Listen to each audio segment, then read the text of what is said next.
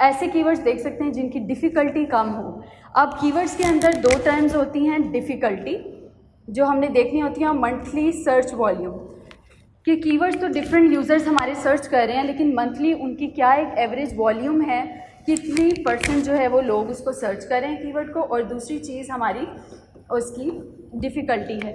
Difficulty एक ऐसा score है जो डिफरेंट टूल्स देते हैं हमारे कीवर्ड्स को कि हम एक कीवर्ड जो है वो कितनी उसको डिफ़िकल्टी आएगी अगर उसने रैंक होना हो किसी भी कीवर्ड के लिए।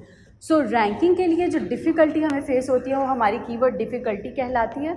एंड मेक श्योर कि आप जो भी कंटेंट लिखें उसमें कीवर्ड स्टफिंग कम से कम होनी चाहिए। कीवर्ड स्टफिंग का मतलब ये होता है कि आप एक ही कीवर्ड को बार बार अपने कंटेंट में यूज़ कर सकते हैं। अब उस कीवर्ड को फॉर एग्जांपल मेरे पास एक वेब पेज है और उस वेब पेज के ऊपर मुझे एक अपने प्राइमरी कीवर्ड को यूज़ करना है ताकि मैं गूगल को सिग्नल्स दूँ कि मैं इस कीवर्ड के लिए काम कर रही हूँ। फॉर एग्जांपल मेरे पास एक कीवर्ड है वॉचेस फॉर सेल। अब अगर मेरे पास ये एक कीवर्ड है तो मुझे इस चीज़ के ऊपर फोकस रहना चाहिए कि मैंने ये सारा कीवर्ड अपना URL में भी यूज़ करना है, अपने कंटेंट में भी यूज़ करना है, तभी जो है वो गूगल को सिग्नल जाएंगे कि ये जो वेब पेज है वो इस कीवर्ड के साथ यूज़ होना चाह रहा है। बट इसके लिए एक अच्छी अप्रोच ये है कि इसके साथ रिलेटेड कीवर्ड्स फाइंड आउट जो हमने किए हों उनको यूज़ किया जाए। For example buy watches for sale, अगर मैं बाय इस कीवर्ड के साथ लगा देती हूँ तो ये 2 डिफरेंट कीवर्ड्स हैं जो कि एक ही कीवर्ड बन गया है। तो इस तरह से हम डिफरेंट कीवर्ड्स को URLs में, इमेज ऑल टैग्स में और कंटेंट के अंदर यूज़ कर सकते हैं ताकि उसकी स्टफिंग कम हो सके और हमारे ज़्यादा से ज़्यादा कीवर्ड जो है हमारे कंटेंट में यूज़ हो सकें। सो ये एक छोटा सा कीवर्ड रिसर्च के ऊपर था। आई एम श्योर इसके अंदर आप मज़ीद देखेंगे तो आपको इसकी समझ आएगी।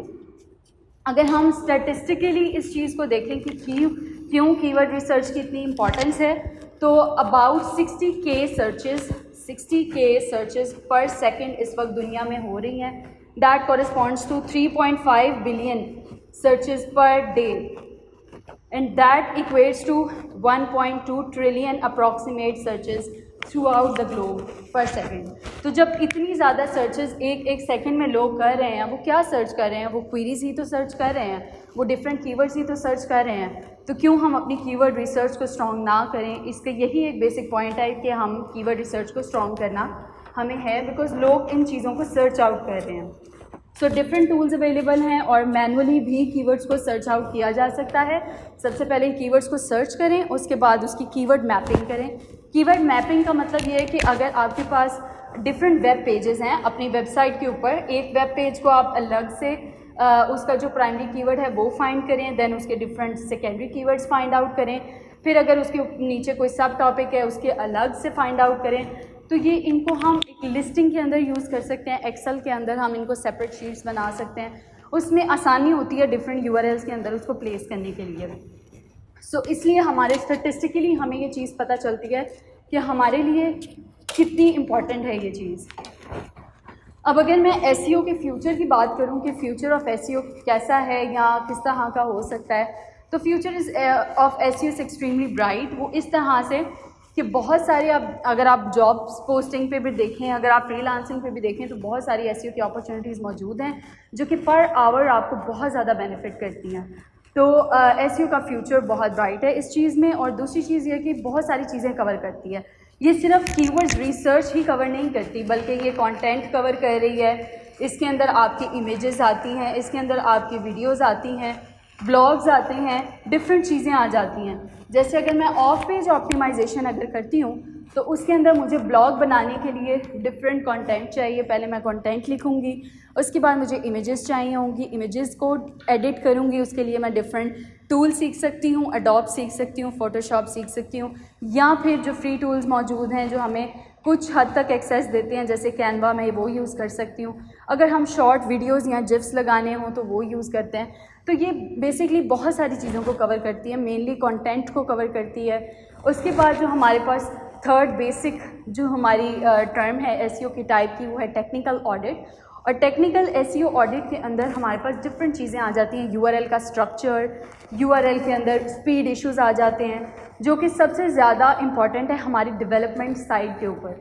जो लोग हमारे जितने भी डेवलपर्स हैं, अब डिफरेंट वेबसाइट्स डेवलप हो रही हैं डेली बेसिस के ऊपर, बट यूआरएल्स के अंदर बहुत सारे इश्यूज आ जाते हैं, slash non slash redirection issues आ जाते हैं, कोई 404 पेज आ रहा है, ब्रोकन लिंक्स आ रहे हैं। तो उन सारी चीज़ों को डिटेक्ट करने का नाम जो है वो हमारा टेक्निकल एसईओ, और टेक्निकल एसईओ ही हमें बताता है कि हम किस तरह से उस चीज़ को कवर अप कर सकते हैं।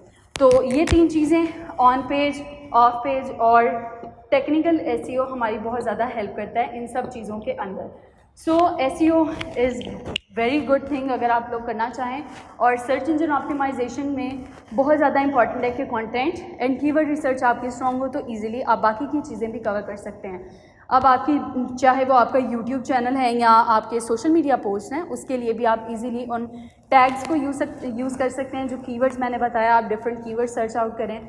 अब जैसे ही आपकी सोशल मीडिया की कोई पोस्ट है तो उससे रेलिवेंट आप डिफरेंट कीवर्ड्स फाइंड आउट कर सकते हैं, और उसके लिए आप डिफरेंट हैशटैग्स यूज़ कर सकते हैं अपनी पोस्ट के साथ, ताकि आपकी पोस्ट जो है वो डिफरेंट लोगों तक पहुंच सके।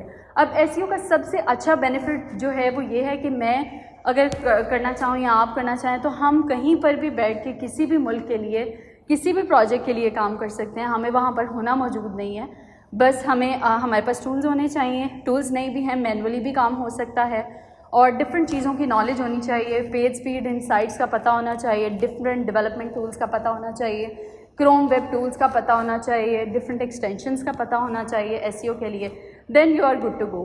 तो डिफरेंट चीज़ें हैं, उसको समझने से और करने से हमारी डेवलपमेंट साइड पे भी फ़ायदा है, हमारी जो वेबसाइट्स हैं वो क्लाइंट की इश्यूज से बच सकती हैं। So at last I would like to say कि एसईओ जो है, गूगल आपकी वेबसाइट को तब तक पसंद करता है जब आपकी जो है कस्टमर्स उसको लाइक करते हैं, बिकॉज गूगल डिफरेंट एल्गोरिदम्स देता है अल्टरनेटिव मंथ्स के ऊपर। कभी उसकी कोई अपडेट आती है, कभी कोई अपडेट आती है, और हमें उन एल्गोरिदम के ऊपर चलना पड़ता है। फॉर एग्जांपल, अगर हम एक कंपनी में काम कर रहे हैं नाउ, हमें जो है वो अपने जो हमारा टीम लीड कहे या जो भी, जिस तरह से हमें रूल्स डिफ़ाइन किए जाएं कि आपने इस तरह से काम करना है, उसी तरह से हमने करना होता है, फिर वो अप्रूव होता है। अगर हम वैसे नहीं करेंगे तो वो डिसअप्रूव हो जाता है। इसी तरह से हमारा जो एसईओ है वो भी काम करता है।